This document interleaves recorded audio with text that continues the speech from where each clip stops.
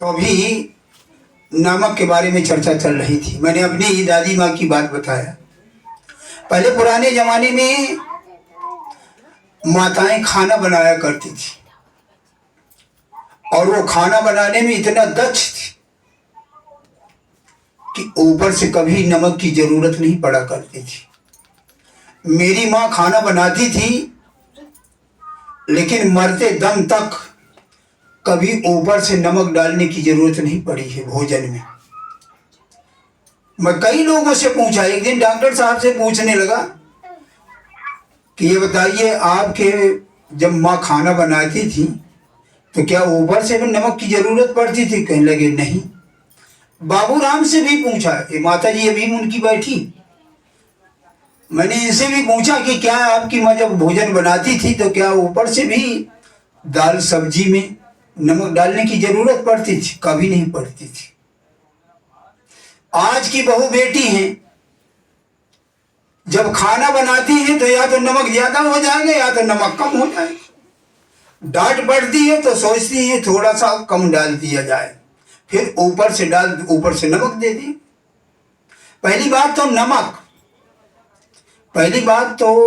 नमक ऊपर से खाने से नुकसान होता है, कच्चा नमक खाने से। लेकिन अब हमें नमक की जरूरत है 3-4 ग्राम की, मात्र 3-4 ग्राम की, लेकिन थाली में आ गया 20 ग्राम। 20 ग्राम नमक आ गया। अब विचार करें कि 16 ग्राम नमक बेकार चला गया, वेस्ट हो गया ना। क्यों वेस्ट हो गया? सस्ता है ना, बहुत सुलभ है ना, अच्छी प्रकार से सुलभ है, सस्ता भी है। लेकिन ये प्रकृति का उपहार, प्रकृति की सौगातों को अगर हम इसी तरह वेस्ट करते रहे, इसी तरह अगर वेस्ट करते रहें तो कोई ये ना सोचे इसकी सजा मिलेगी, इसकी सजा मिलेगी इसकी। और ये हम वेस्ट कैसे कर रहे हैं? आलसी बन करके, निकम्मा बन करके, फालतू में बहस करके अपने शरीर को, ऊर्जा को वेस्ट कर रहे हैं, फालतू बकवास करके।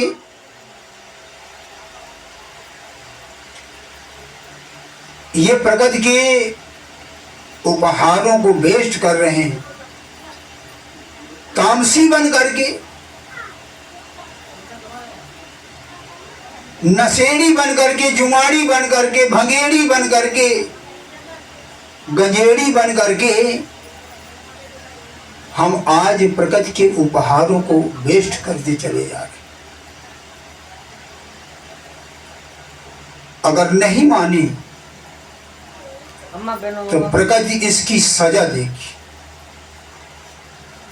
और वो सजा ऐसी देगी कि उस समय हमारी न कोई गुहार सुनी जाएगी, न कोई पुकार सुनी जाएगी। और सजा देगी डेंगू के माध्यम से, जो देखते देखते प्लेटें कम होती चली जाती है और मौत खड़ी हो जाती है। एड्स, कैंसर, टीबी, ऐसे इस तरीके से वो बीमारियां लगा करके और ये सजा देगी। कोरोना जैसे महामारी के माध्यम से वो सजा देगी, भूकंप के माध्यम से वो सजा देगी, बादल फटने जैसे उत्तराखंड में सन 2013 में हुआ था। कितनी बड़ी आपदाएं आई, ऐसे वो सजा देगी। कोई गुहार, कोई पुकार, कोई सुनने वाला नहीं होगा। अगर हम प्रकृति की सौगातों को, उपहारों को इसी तरह वेस्ट करते जाए। ये तो थोड़ा सा जो याद आ गया वो बताया है। ये जो कितनी बेशकीमती हवा है, जो श्वास के द्वारा हम जीवन जी रहे हैं, इनको हम कैसे वेस्ट कर रहे हैं, बुरे विचारों के माध्यम से वेस्ट कर रहे हैं, इधर उधर की बात बकवास करके वेस्ट करते जा रहे हैं। किसी दिन इसकी सजा मिलेगी, और वो सजा ऐसी होगी, वो मार ऐसी होगी, कोई चीख पुकार गुहार सुनने वाला नहीं होगा। अगर इन सजाओं से अगर बचना है, अगर इन सजाओं से बचना है,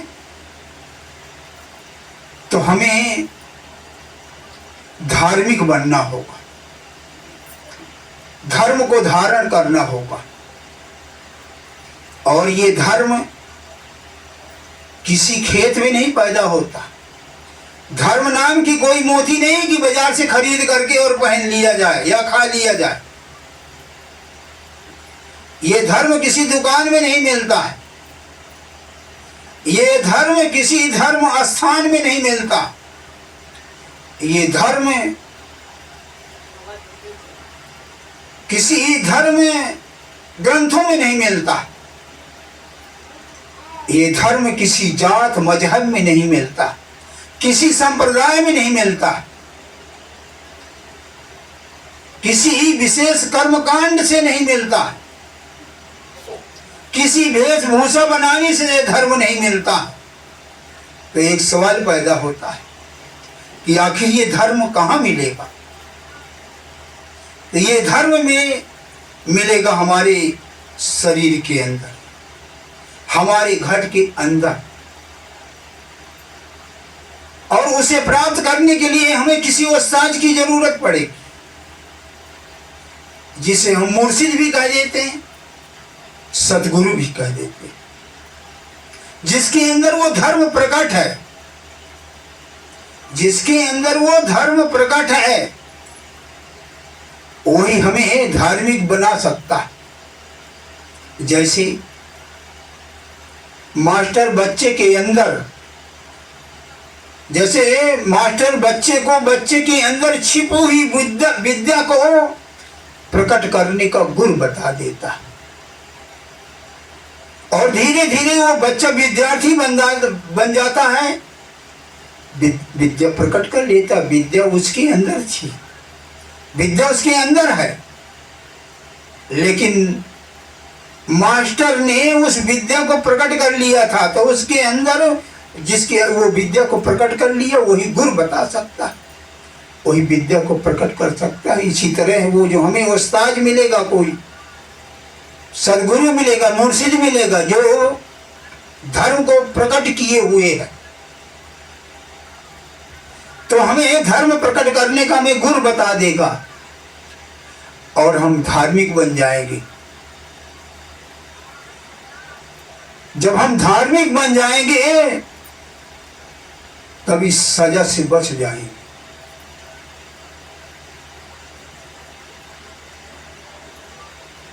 धर्म कोई संप्रदाय नहीं है, न कोई विशेष जात है। आज धर्म के नाम से बहुत धर्म चल रहे हैं। कोई कह देता है पति का ये धर्म है, पत्नी का ये धर्म है, लड़के का ये धर्म है, लड़की का ये धर्म है। ये धर्म नहीं है, ये सब अपनी अपनी जिम्मेवारी है और कर्तव्य है। और जिसको हम धर्म कह देते हैं, इसी में तो हम सब गुमराह होते चले जा रहे हैं। कबीर साहब ने कहा है, धर्म न हिंदू बौद्ध है, धर्म न मुस्लिम जैन, धर्म चित्त की शुद्धता, सदा सुख और चैन। गोस्वामी तुलसीदास जी ने श्री रामचरितमानस में बताया है, उन्होंने कहा, धर्म परायण सोई कुल त्राता, राम चरण जाकर मन राता। सीधी सी बात ये है, भक्ति, परमात्मा की भक्ति, यही वास्तविक धर्म है। और गुरु नानक साहब ने भी कहा है, सकल धर्म में श्रेष्ठ धर्म है हरि का नाम जप निर्मल करम। ये हमारा कर्म भी है और धर्म भी है, यानी परमात्मा की भक्ति करना। अगर हमने धर्म को धारण कर लिया, धार्मिक बन गए, तो ये समझ लेना कि इन सजाओं से हम बच जाएंगे।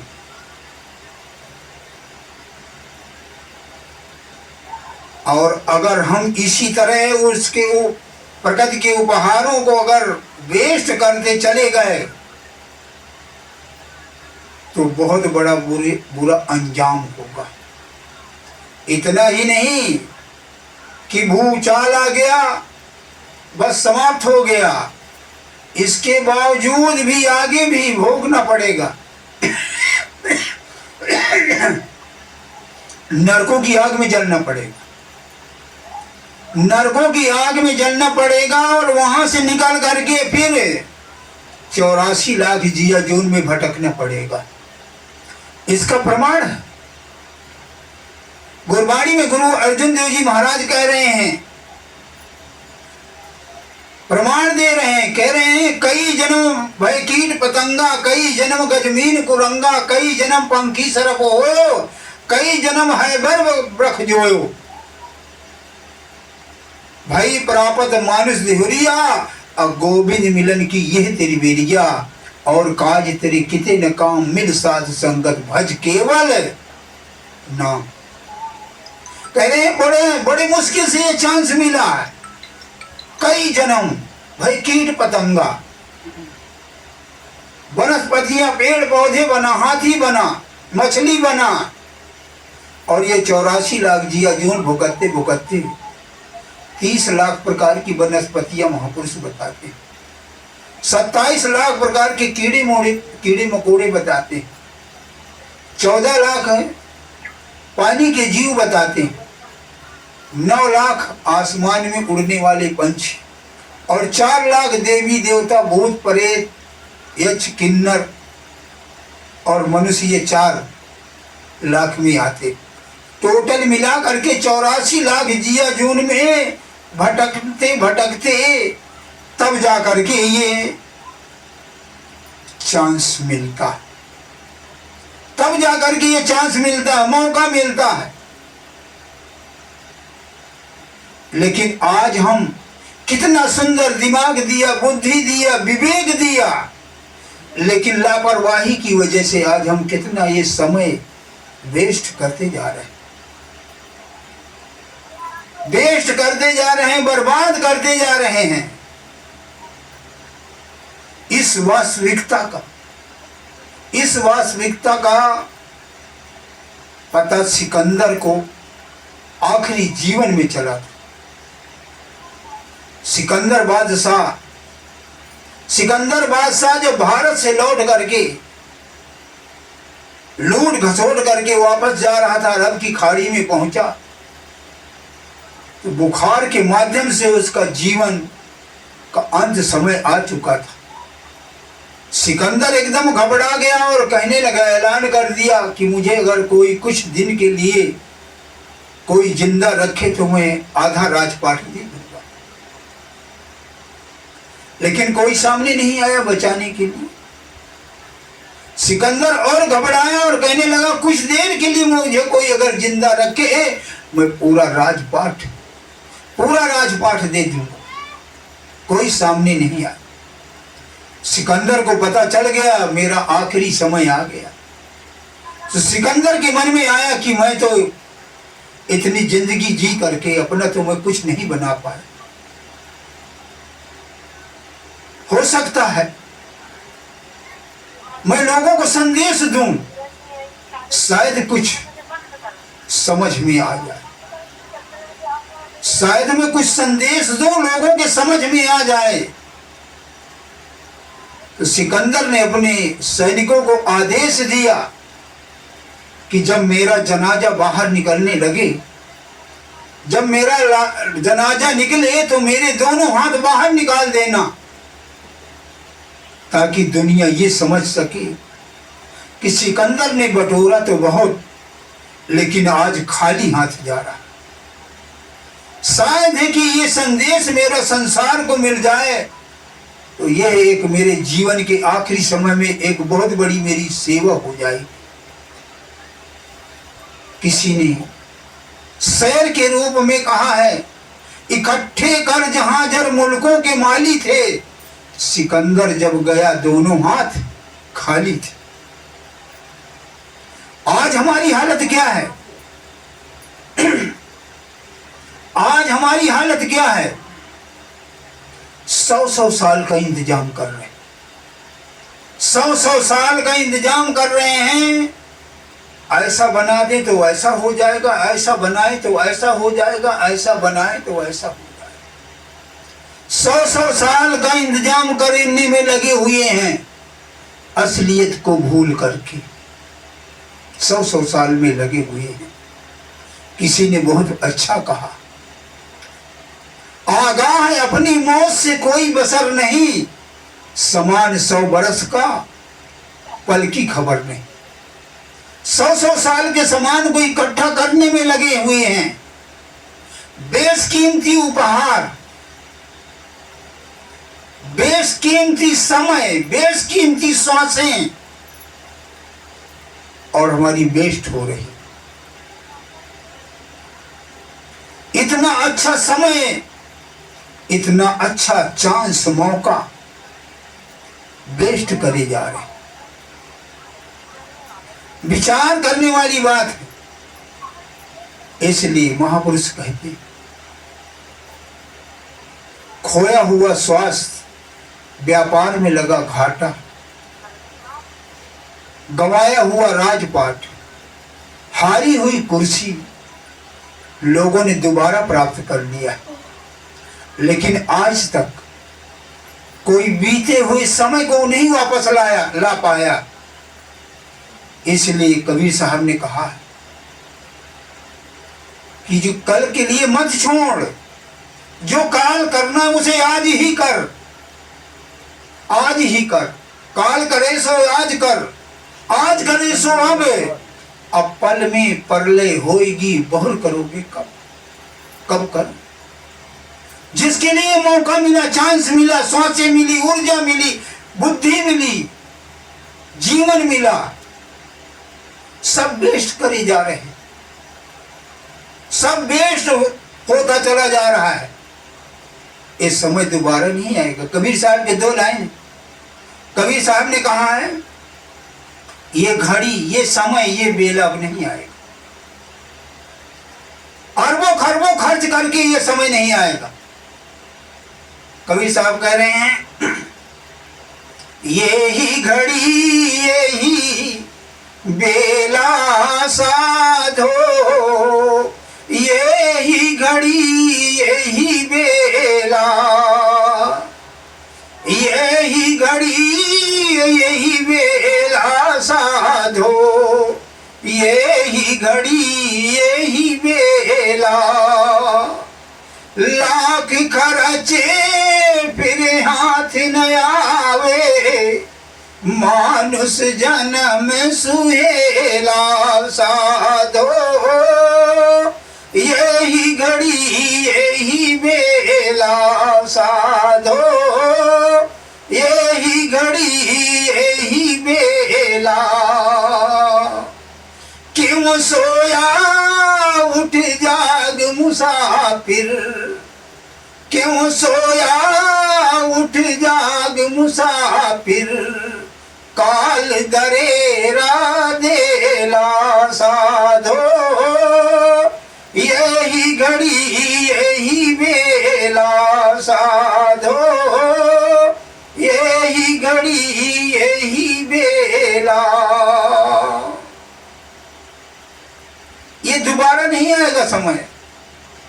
आखिरी लाइन में कह रहे हैं कबीर साहब, कहत कबीर गुरु गुण गावो, कहत कबीर गुरु गुण गावो, झूठा है सभी मेला साधो, यही घड़ी, यही बेला साधो, यही घड़ी यही बेला। अगर ये छोटी सी जिंदगी में अगर हमने धर्म को धारण नहीं किया, ध्यान भजन नहीं किया, धर्म की परिभाषा है ध्यान, जिसको हम भजन कहते हैं। शंकर जी ने कहा उमा कहूं मैं अनुभव अपना, असत्य हरि भजन जगत सब सपना। अगर सत्य है तो मात्र भजन है, ध्यान है, और यही हमें साथ जाएगा और यही हमें हमारे गुनाहों को माफ करवाएगा। अगर हमने ध्यान भजन नहीं किया तो यहाँ भी सजा भोगेंगे और वहां नरकों की आग में जलेंगे और फिर 84 लाख जिया जुर्म में भटके। तो ये मौका, ये चांस अगर हाथ से निकल गया, इसके बगैर अगर हम कितना भी वैभव इकट्ठा कर ले, धन इकट्ठा कर लें, मंदोदरी अपने मरे हुए पति की लाश देखकर और कह रही है कि तेरे परिवार की बड़ियाई, तेरे बल की बड़ियाई जग जाहिर है, लेकिन एक तूने परमात्मा की भक्ति न करके आज तेरे कुल में कोई रोने वाला नहीं बचा और तेरे सिर और भुजाओं को सियार भोजन कर रहे हैं। मंदोदरी ने कहा सकल विधि दे तुम्हारी प्रभुताई, असुत परिजन बलि बरन न जाई। राम विमुख अस हाल तुम्हारा और रहा न को कुल रोमन हारा। अब तब सिर भुज जम्मुख खाही, राम विमुख अस अनुचित ना। इसी तरह कौरवों का 100 भाइयों का परिवार था। मेरी कौरव करते दुर्योधन से भाई, 12 योजन छत्र चले था गिरजन मांस न खाई। इतना बड़ा वैभव, 12 योजन का उसकी सेनाएं चलती थी, लेकिन एक दिन सियार मांस नहीं खाया। ये छोटी सी, अगर इस छोटी सी जिंदगी में अगर हमने भजन ध्यान सिमरन नहीं किया तो बहुत बुरा हाल होगा। प्रकृति बहुत बड़ी भयंकर सजा देगी। ये डरवाने वाली बात नहीं है। विचार करें कितना हम अन्न वेस्ट कर रहे हैं, कितने श्वासें वेस्ट कर रहे हैं, जबकि एक एक श्वास की कीमत त्रिलोकी का मोल बता दिया है। कबीर साहब की माड़ी बताते, कहता हूं कह जाता हूं कहूं बजा के ढोल, और श्वासा खाली जाता है त्रिलोकी का मोल। कह रहे हैं श्वास श्वास श्वास श्वास सिमरन करो, वृथा श्वास न खोए और न जानू इस श्वास का आवन होए न हो। न मालूम कितनी ये श्वास अंदर गई और बाहर आई ही नहीं, और हम कितना वेस्ट कर रहे हैं, कितना प्रपंचों में वेस्ट करते चले जा रहे हैं। विचार करिए, थोड़ा सा गहराई में जाइए। और भजन ध्यान के बगैर चाहे जितना इकट्ठा कर ले, कबीर साहब की वाणी बताती है, कबीर साहब ने कहा अरब खरब लो द्रव्य हो उदय असलो राज, और बिन भक्ति भगवंत के सभी नरक के काज। अगर इस छोटी सी जिंदगी में बड़ा अच्छा मौका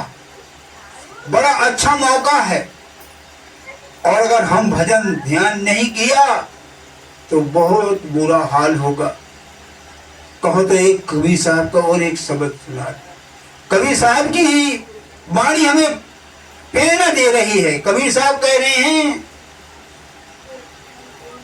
दीवाने माने भजने बिना दुख पई हो, दीवाने माने भजने बिना दुख पई हो, पहला जन्म भूत का पई हो, जन्म जन्म पछतई हो, कांटे पर का पानी पई हो, प्यासन ही मरी गई हो।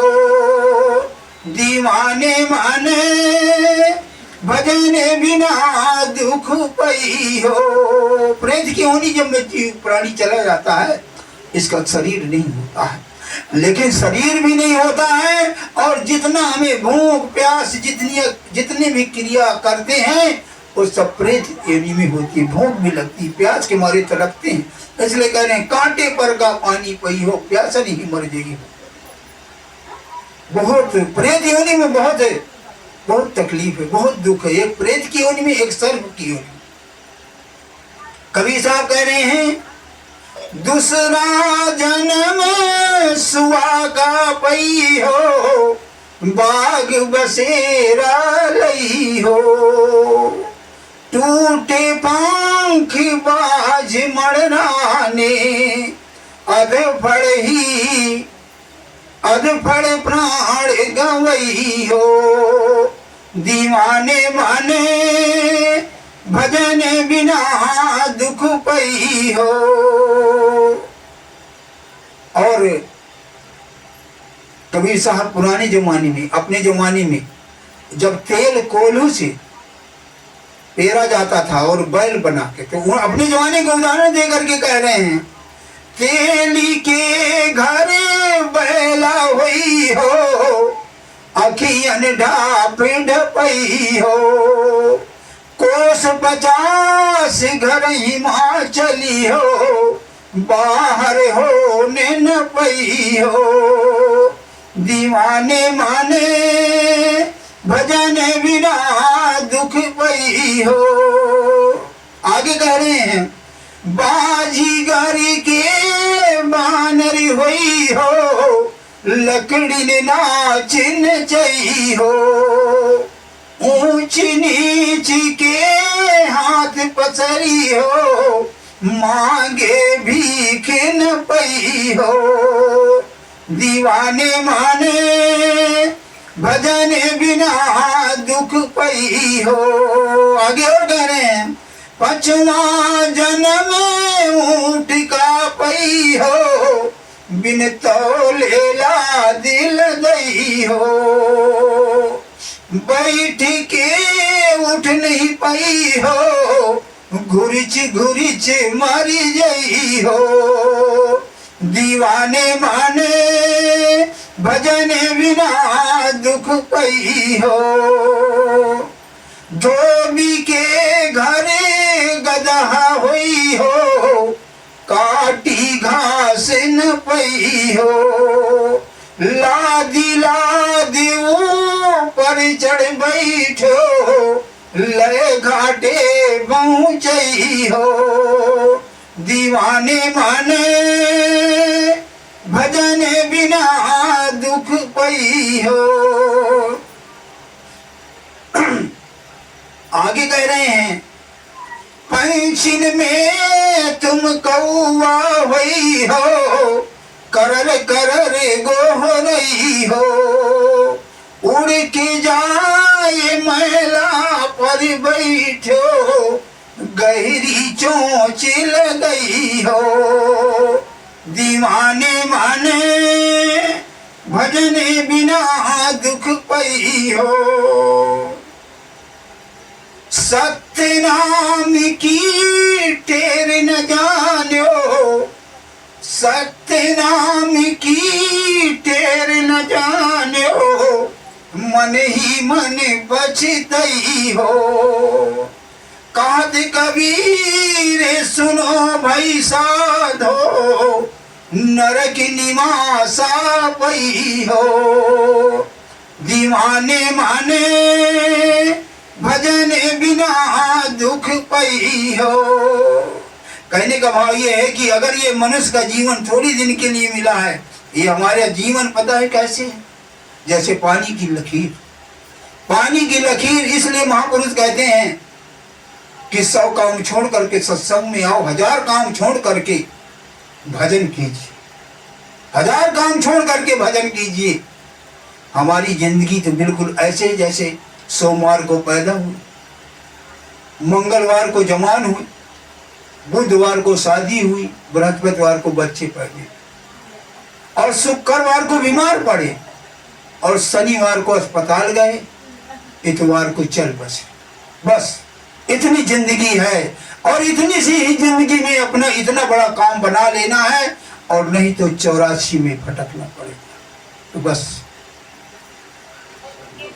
अपनी बात ही सदगुरु सदा दे।